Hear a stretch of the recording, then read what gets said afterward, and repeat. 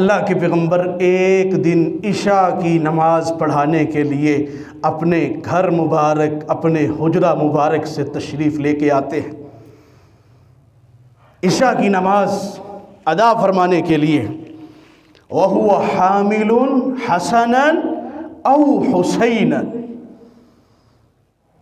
ابھی کہتے ہیں آپ نے پتہ نہیں شاید امام حسن کو اٹھایا ہوا تھا او حسینًا، یا امام حسین کو اٹھایا ہوا ہے۔ آپ کے نواسے سیدہ شباب اہل الجنہ، جنتی نوجوانوں کے سردار، چھوٹے سے معصوم بچے، کسی ایک کو اٹھا کے اللہ کے پیغمبر اپنے حجرہ مبارک سے نکل کے مسجد النبوی العظیم میں داخل ہو کے لوگوں کو نماز پڑھانے کے لیے تشریف لا رہے ہیں۔ اللہ اکبر۔ فتقدم رسول اللہ صلی اللہ علیہ وسلم فوضعہ، کہتے ہیں آپ اپنے مصلی پر آگے بڑھے، فوضعہ، امام حسن یا امام حسین کو آپ نے اٹھایا ہوا تھا، آپ نے فوضعہ اپنے قریب بٹھا دیا۔ چھوٹا سا بچہ ہے، معصوم ہے، کسی چیز کا کچھ پتہ نہیں ہے، شور کر سکتا ہے، پیشاب اور پخانے کی حاجات ساتھ ہیں۔ آئیے سیکھیے میرے نبی کا اسوہ، میرے نبی کا طریقہ، ہمارا طرز عمل بھی یہ ہونا چاہیے۔ چھوٹے سے بچے کو لے کر کے اللہ کے پیغمبر مسجد میں آئے ہوئے، اپنے مصلی رسول، ریاض الجنہ، عظیم جگہ، آپ کے روضہ اور آپ کے مصلی کے درمیان والی جگہ فرمایا یہ زمین کا ٹکڑا، یہ جنت کا ٹکڑا ہے۔ اب معصوم بچے کو وہاں بٹھا دیا ہے۔ ابھی کسی صحابی میں یہ جرت نہیں ہے کہ نبی علیہ السلام کو کہیں آقا چھوٹا سا بچہ ہے، معصوم ہے، چھوٹا ہے، گھر چھوڑ کے آئیے، آپ مسجد میں لے آئے ہیں، نمازی ڈسٹرب ہوں گے، پریشان ہوں گے۔ اللہ اکبر کبیرہ، جیسا ہمارے ہاں ہوتا ہے۔ اگر خدا نہ خواستہ کبھی کوئی اپنے بچے کو مسجد میں لے آئے تو اکثر لوگ یوں گھور رہے ہوتے ہیں، پتہ نہیں اس نے پتہ نہیں کون سا عظیم گناہ سر انجام دے دیا ہے۔ جب چھوٹے ہیں تو تب مسجد میں لے کے آنے پر پابندی ہے، جب بڑے ہو جاتے ہیں تو پھر قاری صاحب بیٹا نماز ہی نہیں پڑھتا، کیا کروں؟ بڑی کوشش کرتا ہوں، مسجد میں نہیں آتا۔ او میرے بھائی، جب اس کی عمر تھی مسجد میں لانے کی تب تو آپ لے نہیں آئے۔ جی لے کے آتا تھا، چھوٹا تھا، بچہ تھا، کبھی شرارتیں کرتا، کبھی رونے لگ جاتا تو احباب ساتھی پریشان ہوتے، اس لیے نہیں لے آیا۔ اب ایک طرف میرے نبی کا اسوہ ہے، میرے نبی کا طریقہ ہے، میرے نبی کو کیا کہو گے؟ سید الکونین، محسن انسانیت، میرے اور آپ کے آقا، پیر و مرشد جناب محمد الرسول اللہ صلی اللہ علیہ وسلم اپنے معصوم سے بیٹے کو اٹھائے ہوئے مسجد میں تشریف لا رہے ہیں، عشاء کی نماز کی امامت کرنی ہے۔ فوضعہ، حضرت عبداللہ ابن شداد روایت کرتے ہیں آپ نے مصلی کے قریب اپنے اس نواسے کو بٹھا دیا، اللہ اکبر، نماز شروع کر دی۔ اب نماز پڑھا رہے ہیں، قیام ہوتا ہے، رکوع ہوتا ہے، رکوع کے بعد کھڑے ہوتے ہیں، اللہ کے پیغمبر سجدے میں تشریف لے جاتے ہیں۔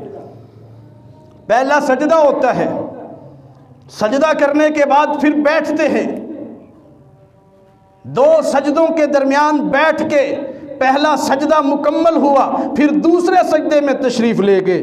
نبی رحمت، امام الانبیاء، میرے اور آپ کے آقا جناب محمد الرسول اللہ صلی اللہ علیہ وسلم فسجد بین ظہرانی صلاته سجدة اطالها، اللہ کے پیغمبر نے دوسرا سجدہ فرمایا اور لمبا سجدہ ہے، اطالہا، طویل سے نکلا ہے، اطالہا، طویل، لمبا سجدہ۔ حتیٰ کہ اتنا لمبا سجدہ ہو گیا، اتنا لمبا سجدہ، اللہ کے پیغمبر باجماعت ہیں، نماز کروا رہے ہیں۔ حضرت عبداللہ کہتے ہیں میرے باپ شداد نے، صحابی رسول ہیں، مجھے کہا کہ میں نے دوران نماز رفعت رأسی، میں سجدے سے اٹھا اور میں نے یہ سوچا کہ دیکھوں کہیں خدا نہ خواستہ نبی علیہ السلام کے ساتھ کوئی حادثہ پیش تو نہیں آ گیا۔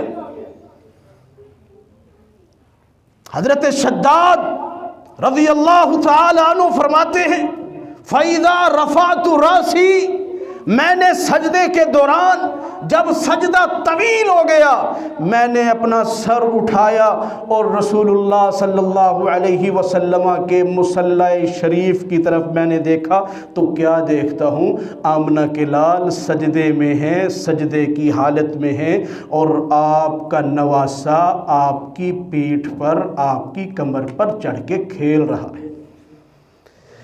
اللہ اکبر کبیرہ۔ پیچھے صحابہ کی جماعت ہے، وہ صحابہ جو چلتے زمین پر تھے، اللہ ان کے قدموں کی آہٹ جنت میں سنواتے تھے۔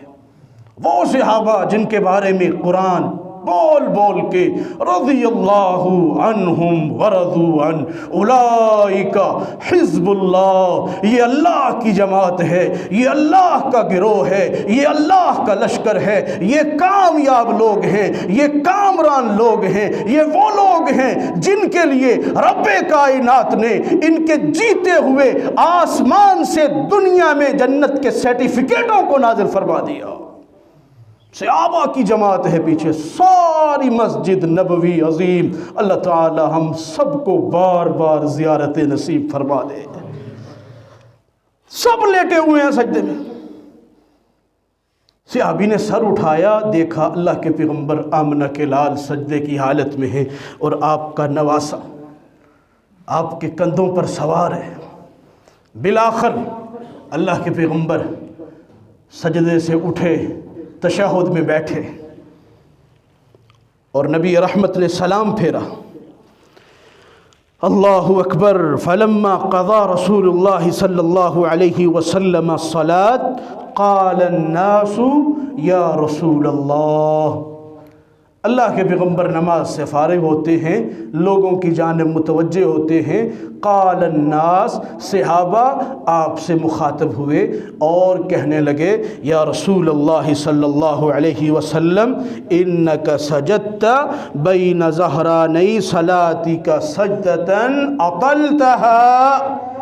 اللہ کے پیغمبر آپ نے ایک سجدہ اتنا لمبا کر دیا، اتنا لمبا کر دیا، حتی ظننا، ہمیں گمان لاحق ہوا، انہو قد حدث امر، کہ کہیں خدا نہ خواستہ کوئی حادثہ رونما ہو چکا ہے، او انہو یوحى الیک، ہمیں یہ لگا اگر حادثہ نہیں ہوا تو شاید سجدے کی حالت میں جناب جبریل امین تشریف لے آئے ہیں اور وحی کا نزول ہو رہا ہے، اس لیے سجدہ لمبا ہے۔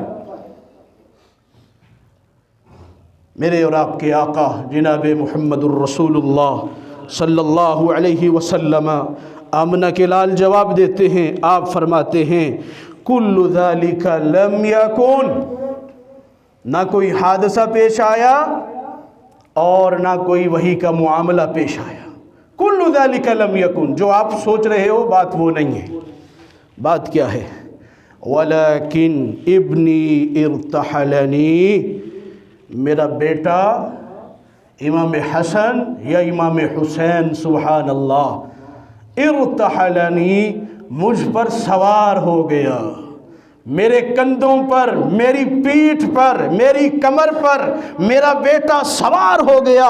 فَكَرِهْتُ، مجھے ناپسند لگا، کیا ناپسند لگا؟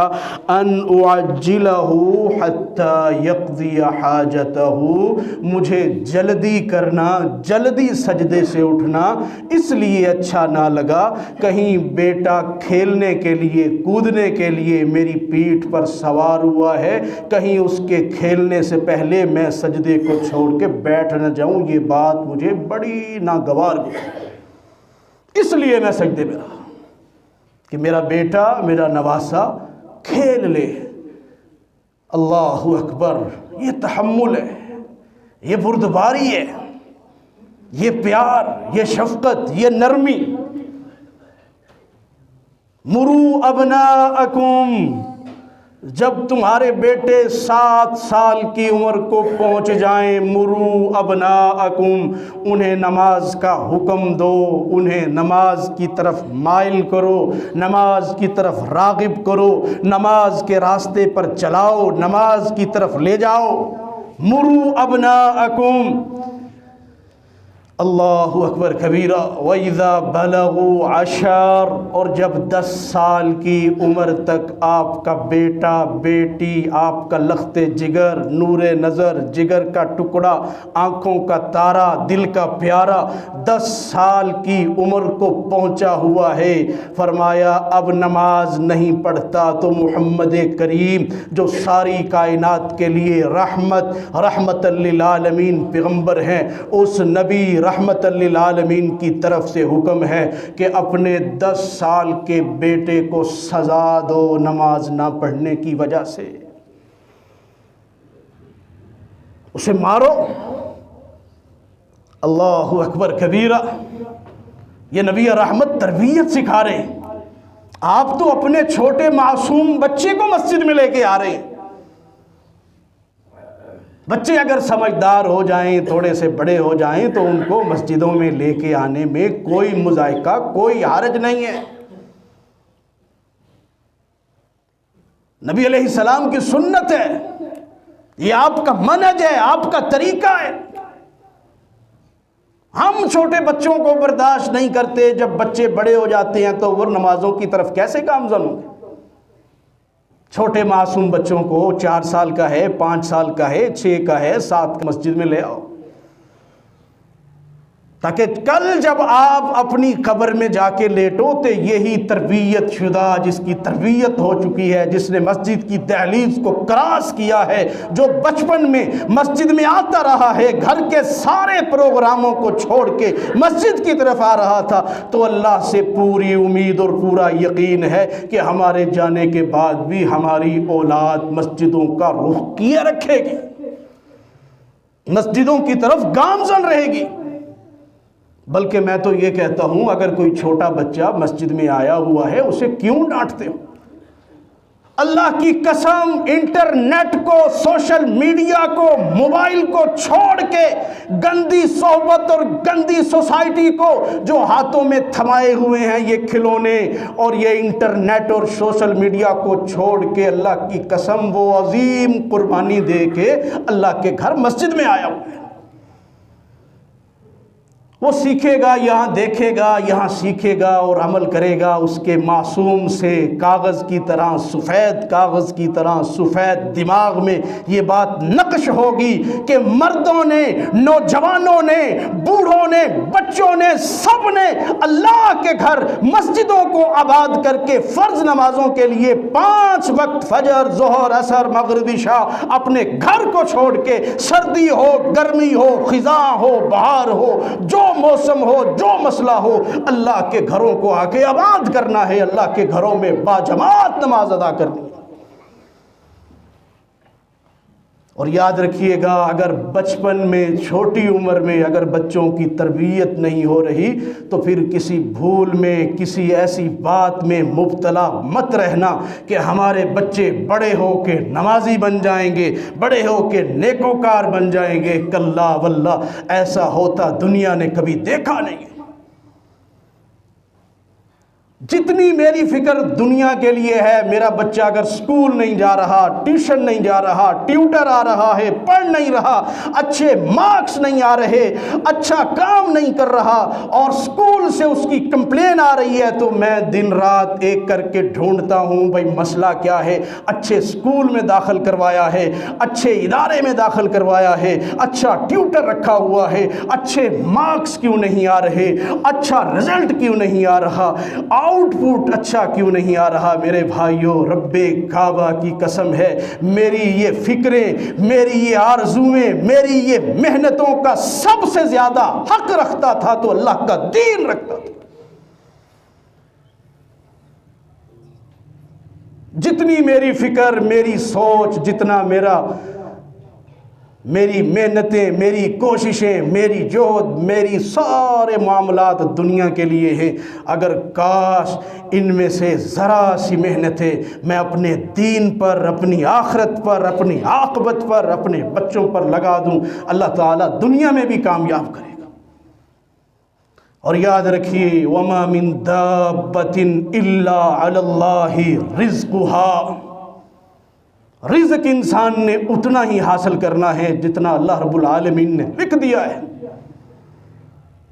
ہزار محنتیں کر لو، کوششیں کر لو، بچوں کو پڑھا لو، یہ کر لو، وہ کر لو، فلاں کر لو، صرف اتنا اسے حاصل ہوگا إِلَّا كَتَبَهُ اللَّهُ لَكَ أَوْ عَلَيْكَ، جو رب نے تیرے نصیب میں لکھ دیا ہے۔